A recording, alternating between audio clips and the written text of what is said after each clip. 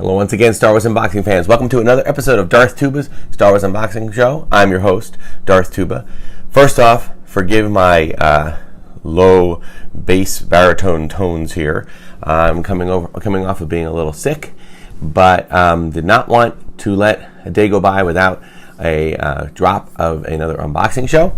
So I'm pushing through. So I appreciate any healing thoughts and whatnot to get me through this and what is turning out to be a very busy couple of weeks coming up. So that's the first thing. Second thing you will notice, I have on my Celebration 3, Star Wars Celebration 3 hat. And that is in honor of the fact that as I record this, we are in the midst of Star Wars Celebration Chicago. And that is an awesome thing, and I am so bummed in some ways that I can't be there. I have attended, as the hat shows. I've attended, I believe, 3 Star Wars celebrations. I believe I attended in 2005, which was this one, 2007, and 2010. And I haven't been back since, not because I didn't want to, but because life priorities shifted, and I had a daughter going to college and things of that nature. So I have thankfully lived vicariously through people online with their online videos, daily streaming at the events, especially the Star Wars show, who've done like 6 to 8 hour live events every day of the con. Really a fantastic way to see it.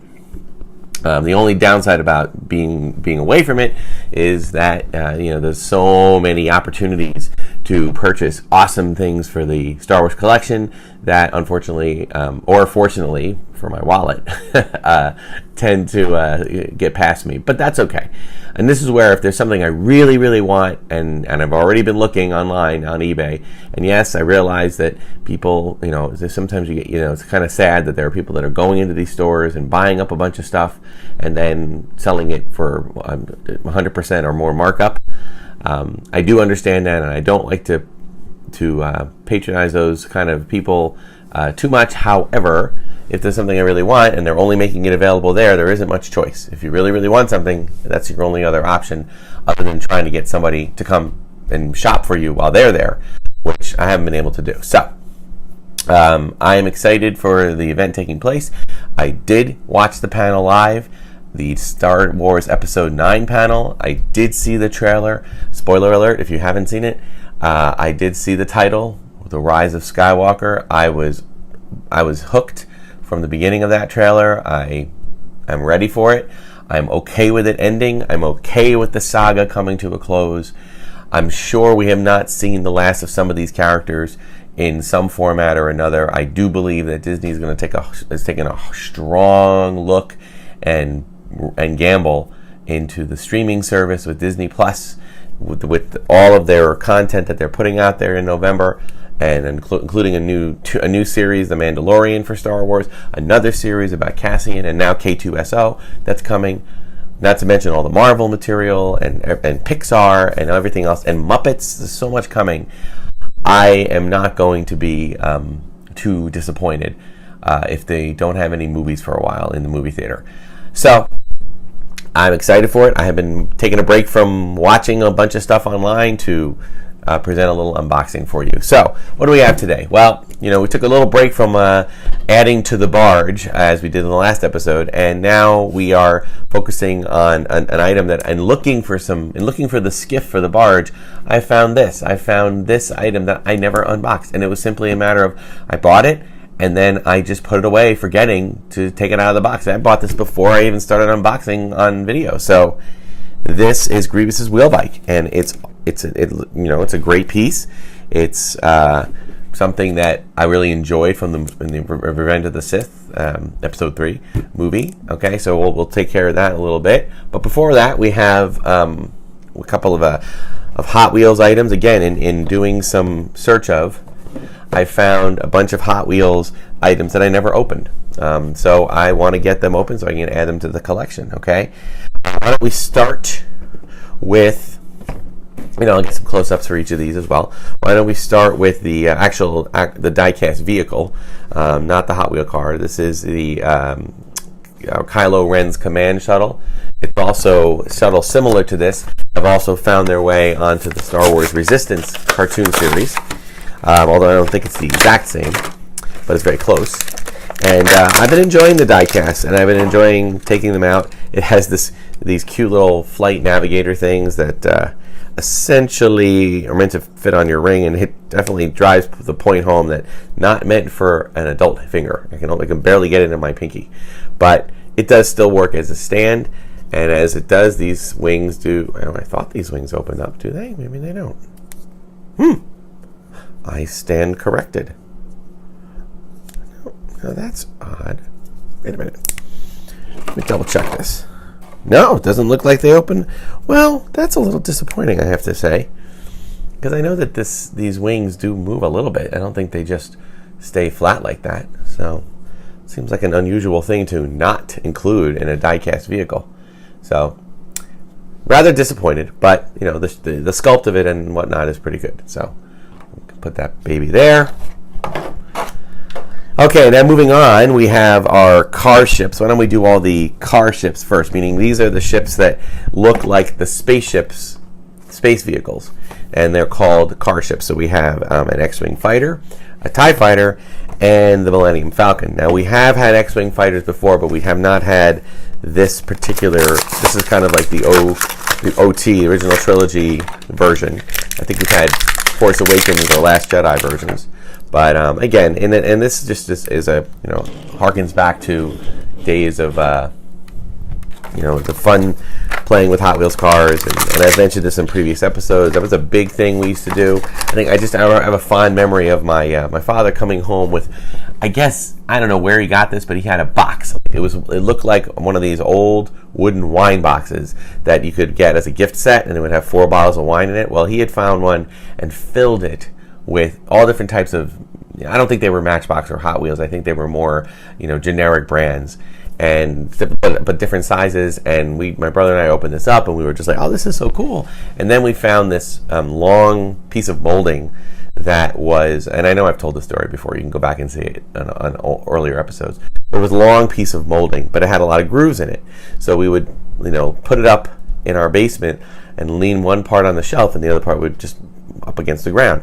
And then we could take the cars, and we could, almost like you would do on like a pine car derby for Boy Scouts, that kind of thing, and you just let them go, and they would race, and we had all sorts of fun. We put little ramps down, have a little fun with that. So it's a nostalgic kick to see this, but with Star Wars cars, Star Wars themed cars. And I like the designs. I like the way they try to maintain. This is the TIE Fighter. I like the way they try to maintain the look of the car, or the look of the ship, but yet have it be in what could be a functioning vehicle. So that's pretty cool. Again, I'll get you some close-ups of all of these as we're doing them, because I know you'd rather see that. Then we have, of course, the Millennium Falcon, fastest hunk of junk in the galaxy.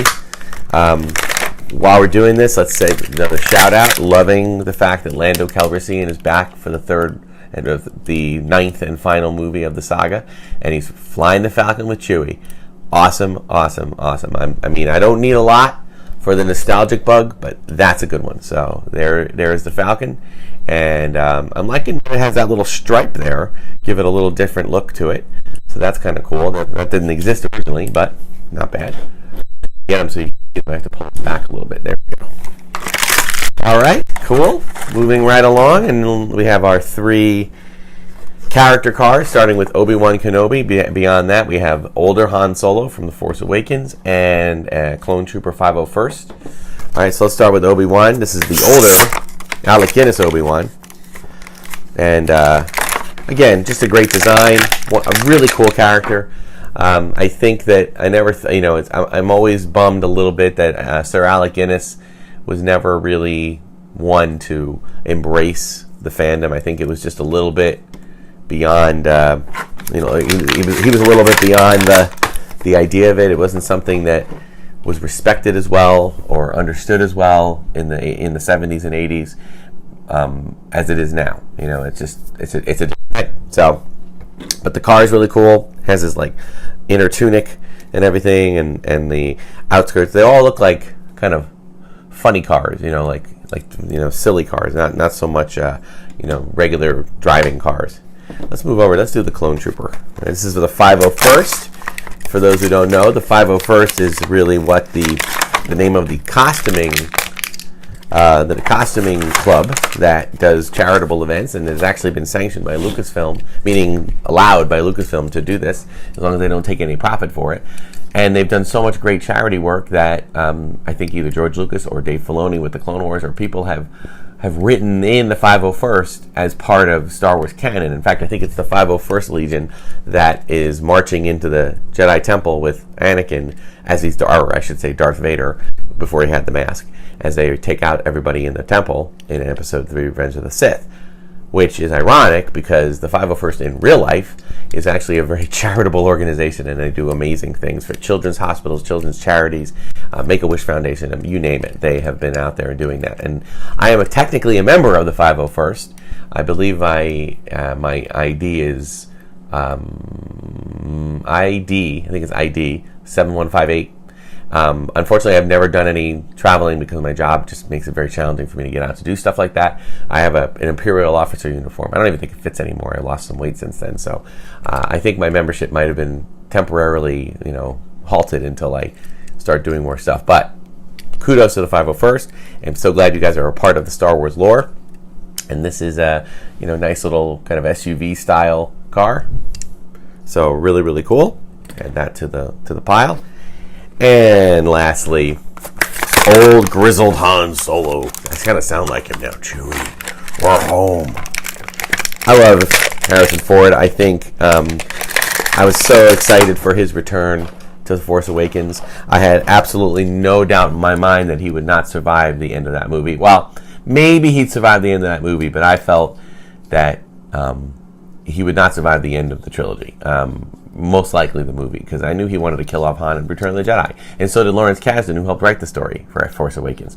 So, there you go. It happened. I'm not sad about it. I was very emotionally attached to how it happened, to why it happened, to how it furthers the story. I thought it was a good way for this to go. And I'm sorry that some people get offended at it, and they think that Lucasfilm and Disney are destroying our childhoods. And it's like, you know what, guys, you can't keep having stories go on and on and on and on and on and on and on and not change. You do that, and you're just. And some people say that we're doing that anyway, which is not true. I don't believe so. It's part of the story. It's okay, And I would have liked to have more adventures with Han Solo and Luke and Leia. I think that there was probably a time in the 80s or early 90s that another set of adventures could have taken place if they wanted to, but. Maybe the fact that they didn't made it that much more desirable when the prequels came out, and that much more desirable again when the sequel trilogy came out. So that's just my thought. The Han Solo car, kind of cool looking. I like it has a little windshield that's reminiscent of the Falcon. All right, and I think I might have already opened one like this, a similar one, or maybe it was an older one. I'm not sure, but there's the older Han. So really cool. So that's our Hot Wheels thing. Let me set these guys over here, and so I have my open space here, ready for the wheel bike. All right, General Grievous and his wheel bike. Such a fun chase scene in the movie. Such an interesting character, General Grievous, in so many ways, kind of like a precursor to Darth Vader, and. Always a lot of fun, the way he talked. I remember, funny story, I had the privilege of meeting Matthew Wood in one of the Star Wars celebrations that I mentioned. And he was so, at that time, I don't know if this is still the case, but at that time, he was so easily accessible, because at the time, the Clone Wars was becoming a thing. And all the Clone Wars actors, including Matthew Wood, who was voicing General Grievous in the Clone Wars, as well as all the battle droids, they would have booths set up in celebration, just like, Mark Hamill or Carrie Fisher or any of the big stars. But there would always be very little people in line to see them, because they were not what you would call the A-list actors. Instead, they were, they were voice actors, and they were, not that people didn't want to go see them. It's just there wasn't as much attention being paid at the time. Well, my wife is in, just to give you an idea, she works, Mrs. Darth Tuba. Actually, if you wish to follow her on Twitter, she is Rogue Porg Fan on Twitter. she is an elementary school teacher. She teaches as a special technology, which is a special in the districts near here, and she teaches that to first and second graders. And one of her things that she decided to start doing was, in lieu of them having like morning announcements, she opted instead. Oh, this comes with a Grievous figure. Cool. She opted instead to do essentially like a cupcast in the morning, or a podcast, but she calls it a cubcast because I think they're the Cougars or the Cubs. So they had a morning cubcast, and that's what they would just give. You can all remember elementary school. There would be announcements, what's on the menu in the school cafeteria, that kind of thing. So she would do that, and she would have different kids in the second grade come, take turns announcing who was in line for it, and what were the announcements for. So every second grader got to do it. So I thought it would be kind of fun to actually since I was at Star Wars Celebration, I thought, well, these guys often do bumpers for podcasts and stuff. I wonder if they would consider doing one for a public school. Just say, hey, this is in your in your General Grievous, but this is General Grievous, and you're listening to the morning Cubcast, that kind of thing. Because I think the kids all watch it. The kids all watch the Clone Wars, so we thought that would be a cool little thing. So I said, it doesn't hurt to ask. So I asked him, and he said, absolutely. And I had my little recorder, and he recorded a bumper for the beginning of the morning Cubcast at my wife's school. And it was really cool. And not only did he do it, but I had Matt Latner there. He did it, as he did in the voice of Anakin. We had D. Bradley Baker do the voice of the clones, and we had our clone trooper, or Captain Rex, and we had James Arnold Taylor do the voice of Obi-Wan Kenobi and Plo Koon. So it was so much fun. And at the time, like when my wife would play the video, the audio before it, the kids would just go nuts, because they'd be like, oh my God, it's Obi-Wan Kenobi. He's talking about our Cubcast. So neat. So such an awesome thing. And, Matt Wood was one of the ones that very much agreed to do that. And he was so awesome about it and couldn't have been nicer about it. So I have a lot of respect for him, not only as a voice actor, but as a sound technician, and the next generation after the amazing, legendary Ben Burt. So awesome, and I'm so happy that I was able to get that, because I think now it would be kind of tough. The way I will say that Celebration seems to have become a little more popular now. I mean, there were still 30,000 people there when I was there, but I don't know. It just seems like there's just been a great deal of popularity since the sequel trilogy. So I'm glad I was telling that story, because this is taking a long time to get out of. We're kicking it old school with the challenging part of getting these pieces out of here. Gee whiz, Hasbro.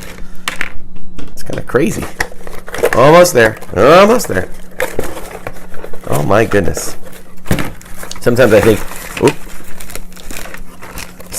think it would be better. Let me just make sure that did I only have one missile? I guess I only have one missile. Okay.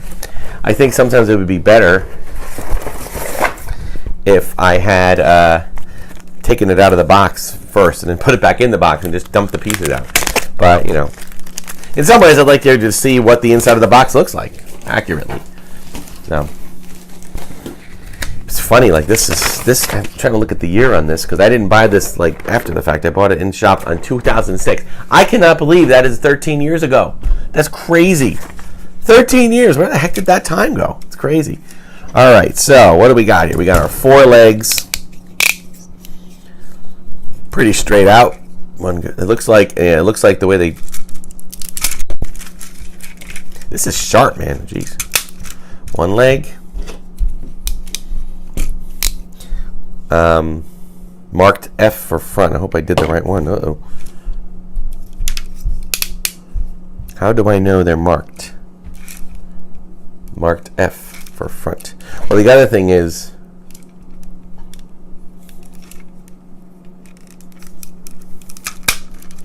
well, they are actually not.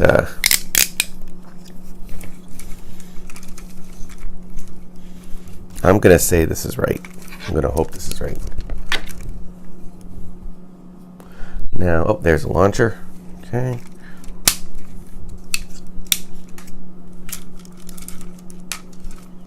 And again, probably. Yeah, I think that's right.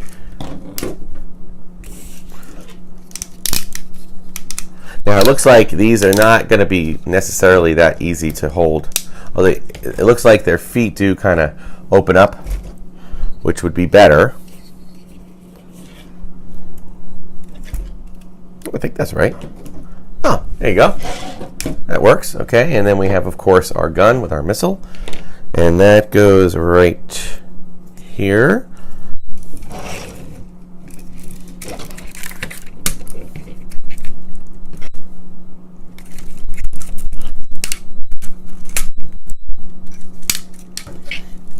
Okay. And, of course, my favorite, launching missiles, which, I'm being sarcastic, they're actually not my favorite, because I always end up losing them, but that's okay. And it looks like it's a basic thing, okay? And then, of course, it comes with a general Grievous action figure. Looks like just I think it's just a 5-point articulation, which, going back this time, I don't know if they did that, but I guess once he's seated, I'll get him in here. Again, I'll get some good pictures here so you can see it. Yeah, I will say that okay, get in there. There we go. The legs, the wheel itself has a great amount of weight to it. So in order for you to keep the legs up, you have to kind of keep the upper part of the legs a little closer together. So that's kind of where it can display. All right, so that's cool. And then in order for the leg, you have to, to get it into wheel mode, you have to basically fold the legs up like this. Whoops.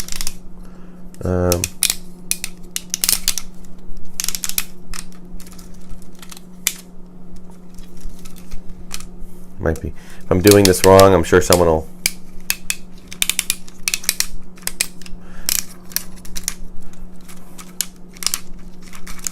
Like that, and then it can roll. Then it can roll like that. See, if you hold the back here, you can kind of spin it around. So it's kind of cool. The claws on it are kind of a softer rubber, makes it a little easier to move around. All right, but I think in display mode, I'm going to keep it pretty much opened up like this. All right, so cool.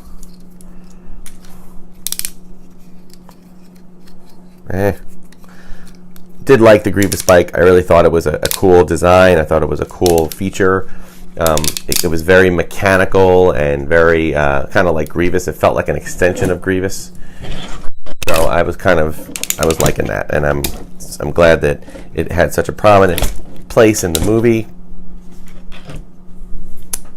And there you go. There you go.